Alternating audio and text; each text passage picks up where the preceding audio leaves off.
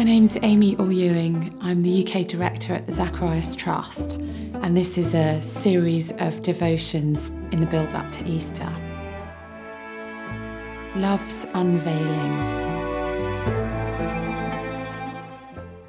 Torn in two. Matthew writes that Pilate said, "I am innocent of this man's blood. It is your responsibility." As Jesus was silent before Pilate and his accusers, spend some time in silence reflecting on the events of Holy Week. Meanwhile, Jesus stood before the governor, and the governor asked him, "Are you the king of the Jews?" "You have said so," Jesus replied. When he was accused by the chief priests and the elders, he gave no answer. Then Pilate asked him, "Don't you hear the testimony they're bringing against you?" But Jesus made no reply, not even to a single charge, to the great amazement of the governor. Now it was the governor's custom at the festival to release a prisoner chosen by the crowd. At that time they had a well-known prisoner whose name was Jesus Barabbas. So when the crowd had gathered, Pilate asked them, "Which one do you want me to release to you? Jesus Barabbas or Jesus who is called the Messiah?"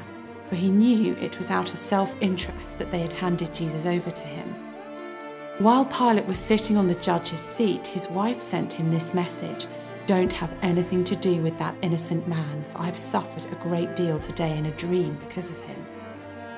But the chief priests and the elders persuaded the crowd to ask for Barabbas and to have Jesus executed.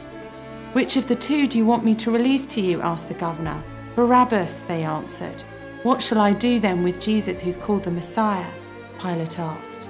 They all answered, "Crucify him." "Why? What crime has he committed?" asked Pilate. They shouted all the louder, "Crucify him." When Pilate saw that he was getting nowhere, but that instead an uproar was starting, he took water and washed his hands in front of the crowd. "I'm innocent of this man's blood," he said. "It is your responsibility." All the people answered, "His blood is on us and on our children."